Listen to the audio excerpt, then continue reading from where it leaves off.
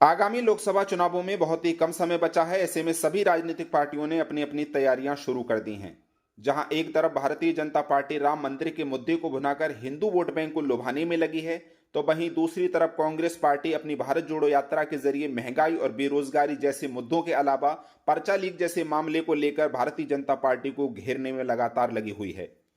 तो ऐसे में बहुत ही चौंकाने वाला ओपिनियन पोल सामने आया है। क्या है वो ओपिनियन पोल, उसके बारे में हम बताएंगे। उससे पहले हम बात करते हैं देश की कुल लोकसभा सीटों की। तो देश में लोकसभा की कुल 543 सीटें हैं। 543 सीटों में से किसी भी पार्टी को सरकार बनाने के लिए कम से कम 272 सीटों की जरूरत होती है। तो देखना यह होगा कि देश का अगला प्रधानमंत्री कौन बनेगा। प्रधानमंत्री नरेंद्र मोदी का मैजिक चलेगा या इंडिया गठबंधन जीत ले जाएगा बाजी। तो सबसे पहले हम बात करते हैं देश की राजधानी दिल्ली की। तो दिल्ली से एनडीए को मात्र 3 सीट ही मिलती हुई दिखाई दे रही हैं। अगर 2019 के चुनावों की बात करें तो एनडीए को 2019 के चुनावों में पूरी की पूरी 7 सीटें मिली थी, लेकिन इंडिया गठबंधन के बनने के बाद एनडीए के खाते में यहां 3 सीटें ही जाती हुई दिखाई दे रही हैं। वहीं इंडिया गठबंधन के खाते में यहां इजाफा होता हुआ दिखाई दे रहा है। कांग्रेस और आपका गठबंधन होने के बाद दिल्ली से इंडिया गठबंधन को 4 सीटें मिलती हुई दिखाई दे रही हैं। उसके बाद अगला राज्य है हिमाचल प्रदेश। तो हिमाचल प्रदेश में लोकसभा की कुल 4 सीटें हैं, जिसमें से एनडीए के खाते में मात्र 1 और इंडिया गठबंधन के खाते में 3 सीटें जाती हुई दिखाई दे रही हैं। अगर हिमाचल प्रदेश में हम अन्य की बात करें तो अन्य के खाते में यहां 0 सीट मिलती हुई दिखाई दे रही है। उसके बाद अगला राज्य है उत्तराखंड। तो उत्तराखंड में लोकसभा की कुल 5 सीटें हैं, जिसमें से एनडीए के खाते में 3 सीटें जाती हुई दिखाई दे रही हैं। वहीं अगर इंडिया गठबंधन की बात करें तो इंडिया गठबंधन के खाते में उत्तराखंड से 2 सीटें जाती हुई दिखाई दे रही हैं। अगर हम अन्य की बात करें तो उत्तराखंड से अन्य के खाते में कोई भी सीट जाती हुई दिखाई नहीं दे रही है।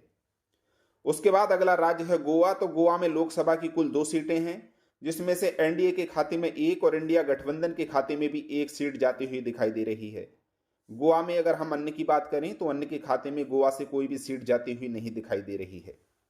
उसके बाद हम बात करते हैं जम्मू कश्मीर एवं लद्दाख की। तो जम्मू कश्मीर एवं लद्दाख में लोकसभा की कुल 6 सीटें हैं, जिसमें से एनडीए के खाते में मात्र 2 सीटें ही जाती हुई दिखाई दे रही हैं। अगर इंडिया गठबंधन की बात की जाए तो जम्मू कश्मीर एवं लद्दाख से इंडिया गठबंधन के खाते में 4 सीटें जाती हुई दिखाई दे रही हैं। अगर हम अन्य की बात करें तो अन्य के खाते में यहां से कोई भी सीट जाती हुई दिखाई नहीं दे रही है। उसके बाद हम बात करते हैं उत्तर पूर्वी राज्यों की। तो उत्तर पूर्वी राज्यों में लोकसभा की 11 सीटें हैं, जिसमें से एनडीए के खाते में मात्र 2 सीटें ही जाती हुई दिखाई दे रही हैं। अगर उत्तर पूर्वी राज्यों की बात करें तो इंडिया गठबंधन के खाते में उत्तर पूर्वी राज्यों से 7 सीटें जाती हुई दिखाई दे रही हैं। अगर अन्य की बात की जाए तो अन्य के खाते में 2 सीटें जाने का अनुमान है। उसके बाद हम बात करते हैं लद्दाख के अलावा अन्य केंद्र शासित प्रदेशों की। तो लद्दाख के अलावा अन्य केंद्र शासित प्रदेशों में लोकसभा की कुल 6 सीटें हैं, जिसमें से एनडीए के खाते में मात्र 2 सीटें ही जाती हुई दिखाई दे रही हैं। वहीं अगर हम इंडिया गठबंधन की बात करें तो लद्दाख के अलावा अन्य केंद्र शासित प्रदेशों में 6 सीटों में से इंडिया गठबंधन के खाते में यहां 4 सीटें मिलती हुई दिखाई दे रही हैं। उसके बाद हम बात करते हैं हरियाणा की। तो हरियाणा में लोकसभा की कुल 10 सीटें हैं, जिसमें से एनडीए के खाते में मात्र 4 सीटें ही जाती हुई दिखाई दे रही हैं।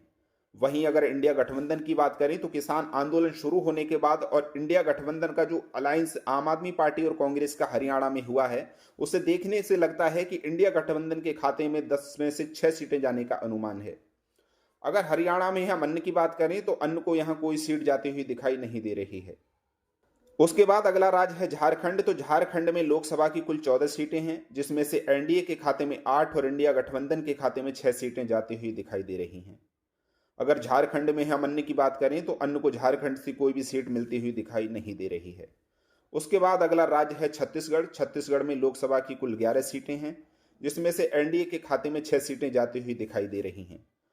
और इंडिया गठबंधन की अगर बात की जाए तो छत्तीसगढ़ से इंडिया गठबंधन को 5 सीट मिलती हुई दिखाई दे रही हैं। अगर छत्तीसगढ़ के बारे में एक बार हम आपको बताएं तो छत्तीसगढ़ में मौजूदा सरकार भारतीय जनता पार्टी ने बनाई है। अगर अन्य की बात की जाए तो छत्तीसगढ़ से अन्य के खाते में कोई भी सीट जाती हुई दिखाई नहीं दे रही है। उसके बाद अगला राज्य है असम। तो असम में लोकसभा की कुल 14 सीटें हैं, जिसमें से एनडीए के खाते में 9 सीटें जाने का अनुमान है। वहीं अगर असम में इंडिया गठबंधन की बात करें तो इंडिया गठबंधन के खाते में असम से 5 सीटें जाने का अनुमान है। अगर असम में अन्य की बात की जाए तो अन्य के खाते में कोई भी सीट जाती हुई दिखाई नहीं दे रही है।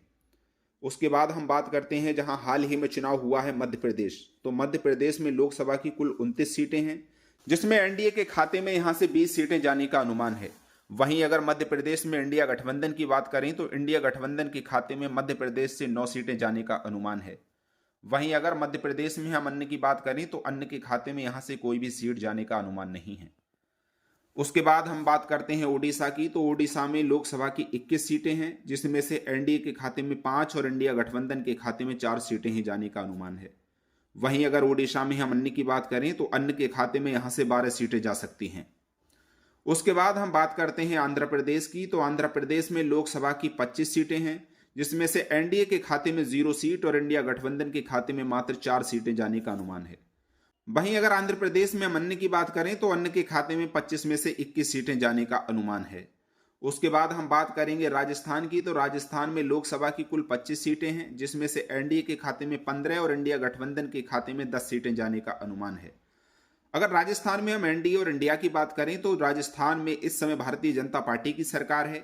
गहलोत को हराने के बाद भारतीय जनता पार्टी ने सरकार बनाई थी, तो एनडीए की सीटों में यहां काफी इजाफा देखने को मिलेगा, यानी इंडिया के खाते में 10 और एनडीए के खाते में यहां 15 सीटें जाने का अनुमान है। वहीं बात करेंगे हम अगले राज्य केरल की, तो केरल में लोकसभा की 20 सीटें हैं, जिसमें से एनडीए के खाते में 0 सीट जाने का अनुमान है। वहीं अगर केरल में हम इंडिया गठबंधन की बात करें तो केरल में इंडिया गठबंधन के खाते में 20 सीट जाने का अनुमान है।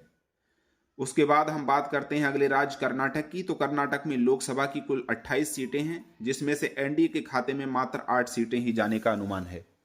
वहीं अगर इंडिया गठबंधन की बात की जाए तो कर्नाटक में इंडिया गठबंधन को 20 सीटें मिलती हुई दिखाई दे रही हैं। वहीं अगर कर्नाटक में अन्य की बात करें तो अन्य के खाते में यहां से 0 सीट जाने का अनुमान है।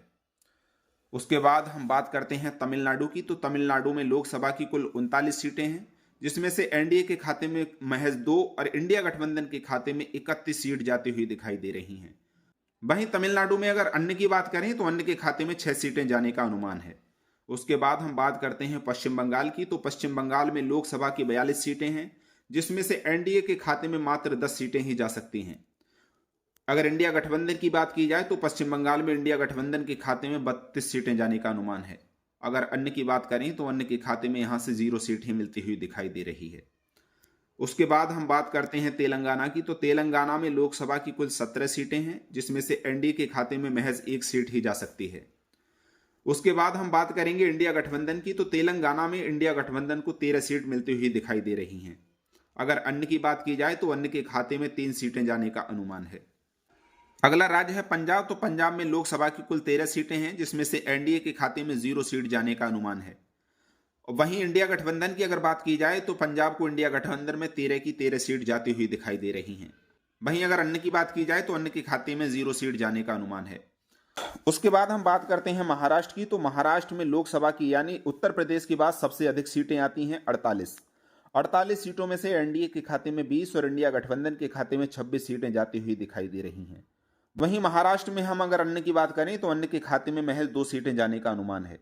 उसके बाद हम बात करते हैं अगले राज्य बिहार की, तो बिहार में लोकसभा की कुल 40 सीटें हैं, जिसमें से एनडीए के खाते में 15 और इंडिया गठबंधन के खाते में 25 सीटें जाने का अनुमान है। वहीं अगर बिहार में अन्य की बात की जाए तो अन्य के खाते में 0 सीट जाने का अनुमान है। उसके बाद हम बात करते हैं उत्तर प्रदेश की, तो उत्तर प्रदेश में लोकसभा की 80 सीटें हैं, जिसमें से एनडीए के खाते में 50 सीटें जाने का अनुमान है। वहीं अगर इंडिया गठबंधन की बात की जाए तो उत्तर प्रदेश से इंडिया गठबंधन के खाते में 28 सीटें जाने का अनुमान है। वहीं अगर उत्तर प्रदेश में हम अगर अन्य की बात करें तो अन्य के खाते में 2 सीटें जाने का अनुमान है।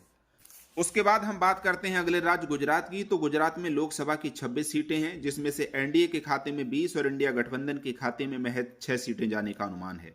अगर गुजरात में अन्य की बात की जाए तो अन्य के खाते में यहां से 0 सीट जाने का अनुमान है। लोकसभा ओपिनियन पोल में जो सर्वे सामने आया है उसमें किसको कितनी सीटें मिल रही हैं, तो आप हमारे आंकड़ों के जरिए देख रहे होंगे 543 सीटों में से एनडीए को यहां 207 और इंडिया गठबंधन पूर्ण बहुमत के साथ सरकार बनाता हुआ नजर आ रहा है। वहीं अगर अन्य की बात की जाए तो अन्य के खाते में भी 48 सीटें जाने का अनुमान है। अगर 2019 की बात की जाए तो 2019 में एनडीए ने पूर्ण बहुमत के साथ सरकार बनाई थी, यानी भारतीय जनता पार्टी के एनडीए गठबंधन ने पूर्ण बहुमत की सरकार बनाई थी। अगर 2024 के लोकसभा चुनावों की हम बात करें तो जिस तरीके से आंकड़े सामने आ रहे हैं उन्हें देखकर लगता है कि इंडिया गठबंधन जो कांग्रेस के नेतृत्व में बना है कहीं ना कहीं एनडीए के मुकाबले बहुत मजबूत होता हुआ नजर आ रहा है। तो फिलहाल ऐसे ही और अधिक वीडियो, ओपिनियन पोल और चुनावी अपडेट जानने के लिए जुड़े रहिए लोकसभा न्यूज 24 के साथ।